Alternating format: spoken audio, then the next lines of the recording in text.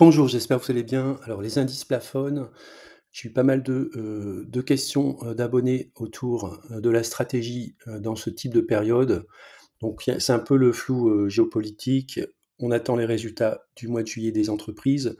Donc la question c'est, à ce stade, qu'est-ce qu'on fait? Est-ce qu'on patiente? Est-ce qu'on achète? Donc ce que je vous propose de voir dans la vidéo, c'est, ben, un petit peu ce que je fais, on va dire, au quotidien et puis ma stratégie dans ce type de contexte.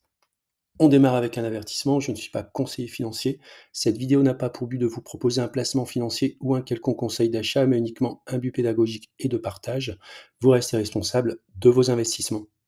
Alors effectivement, quand on regarde l'évolution des indices, que ce soit des indices européens comme CAC 40 ou le DAX, donc le DAX qui a quand même bien performé, néanmoins il a quand même plafonné ici autour du mois de juin, début juin 2025. Le CAC 40, donc qui est en mode plafond, mais lui il a atteint son sommet un petit peu plus haut. Donc c'était plutôt au mois de mars 2025, donc on est en légère correction. Et les indices américains, qui peinent à retrouver les plus hauts. On est peut-être en train de retrouver les sommets ici qu'on avait atteints au mois de février 2025. Donc il y a eu un creux, un très beau creux ici au mois d'avril. C'est une belle opportunité pour rentrer sur pas mal de valeurs. J'ai saisi une partie des opportunités sur certaines valeurs. Et puis derrière, on est en mode consolidation. Donc que faire en mode consolidation? Alors la première chose que je vais faire à titre personnel, c'est faire une revue de mes lignes, pour voir par rapport au cours actuel, est-ce qu'il y a, une opportunité, tout d'abord au niveau graphique de rentrer sur ces lignes? Alors je vais pas balayer l'ensemble des lignes, je vais prendre juste un exemple sur Essilor-Luxottica. Je vais aller tout simplement sur, l'analyse graphique, d'Essilor-Luxottica. Alors par exemple, moi j'utilise TradingView, donc je vois ici que Essilor-Luxottica depuis à peu près le mois de mars 2020, on est dans un canal ascendant. Alors on a failli sortir du canal ici, donc on est allé chercher donc un plus haut, un peu en dessous des 300 €. Puis ensuite, il y a une consolidation, on a réintégré le canal. On est actuellement sur une zone médiane du canal. Alors, j'ai identifié ici un niveau, de support autour des 235-236 €. Donc c'est pour moi, potentiellement un point sur lequel je pourrais renforcer. Alors maintenant, la question que je me pose, c'est est-ce que, 235 €, on fait une affaire sur Essilor-Luxottica? Alors, je vais pas aller sur l'analyse fondamentale, hein, puisque, l'analyse a été faite, notamment, lorsqu'il y a des publications, donc on va pas revenir en arrière sur les anciennes publications. Très certainement, il faudra attendre le mois de juillet pour voir la publication du premier semestre, donc pour valider ou non, le fait qu'Essilor soit dans mon top 5. A priori, je devrais pas avoir de, surprise. Par contre, ce que je vais regarder, c'est l'évolution d'Essilor-Luxottica par rapport aux droites de régression. Donc je vais aller sur la droite de régression sur Essilor-Luxottica et puis je vais regarder 2 choses, le cours actuel de 135 € et la valeur, théorique de 144 €. Donc on est légèrement en dessous, de sa valeur théorique. Donc ça veut dire pour moi, potentiellement, si on est sur un support et qu'on est sur un prix correct, c'est-à-dire ici, on est sur une moyenne, hein, sur les 30, pardon, sur les 26 dernières années, on est sur une valeur moyenne, un cours moyen, par rapport à la droite de régression, donc ça me paraît être, pourquoi pas, une opportunité de renforcer. On peut dire qu'à ce prix-là, on ne fait pas une affaire, on ne surpaye pas non plus l'action, on est sur un prix moyen.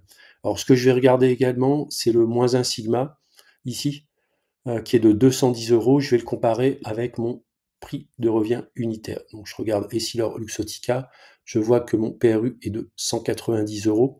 Donc je suis quand même, très largement en dessous. Donc le -1 sigma qui est de 210 €, donc je suis, même pas loin des -2 sigma. Donc si je renforce la valeur Essilor-Luxottica au prix actuel, bien sûr le PRU va augmenter. Néanmoins, il reste quand même très largement en dessous des -1 sigma. Ensuite, je vais passer en revue, bah, l'ensemble des lignes et puis je vais faire exactement le même processus sur l'ensemble des valeurs. Alors, comme j'ai énormément de liquidités dans mon portefeuille, je peux me permettre de positionner des ordres d'achat en avance.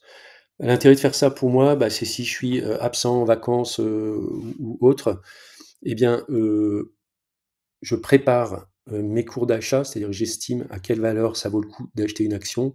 Je vais poser mon ordre d'achat et puis derrière, eh bien, il sera déclenché automatiquement que je sois là ou je ne sois pas là. Alors, le fait d'avoir beaucoup de liquidité, c'est pas mal parce que quand vous mettez un ordre d'achat sur une action, il faut savoir que, le «montant» entre guillemets, il est enlevé, il est soustrait, de votre, liquidité. Donc imaginons, vous mettez 3 ordres d'achat pour un montant total de 5 000 € et vous avez 6 000 € de liquidité, eh bien, il y a 5 000 € qui sont, mis en réserve. Ça veut dire qu'il ne vous reste entre guillemets que 1 000 € pour pouvoir opérer d'autres ordres. Voilà, donc il faut quand même le prendre en compte. Ça veut dire aussi qu'avoir un carnet d'ordre fourni nécessite derrière d'avoir également des liquidités.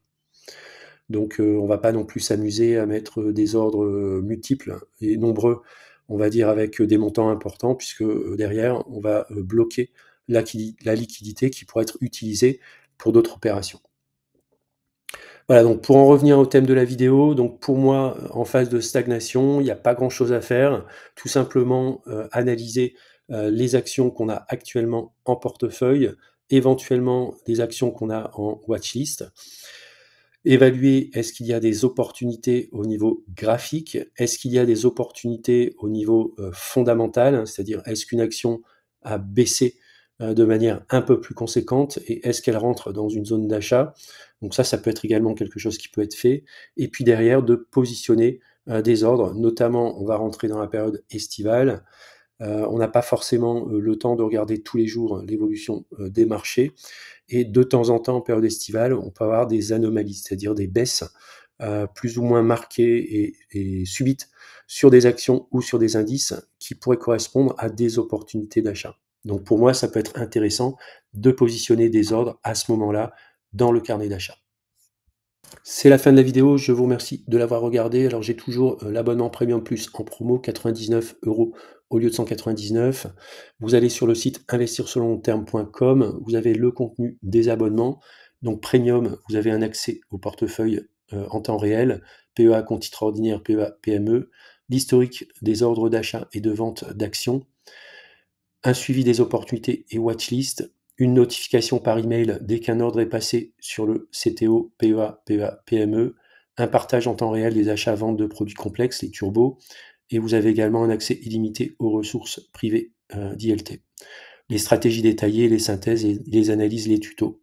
Pour ceux qui basculent sur un abonnement Premium Plus, donc en plus de l'abonnement Premium, vous allez avoir un accès illimité au cockpit droite de régression, une analyse personnalisée de votre portefeuille d'actions si vous le souhaitez, et un coaching ILT par mail. C'est-à-dire que vous pouvez poser toutes les questions que vous souhaitez en envoyant un mail sur ma messagerie ilt1322@yahoo.com. Voilà, je vous dis à bientôt pour une prochaine vidéo.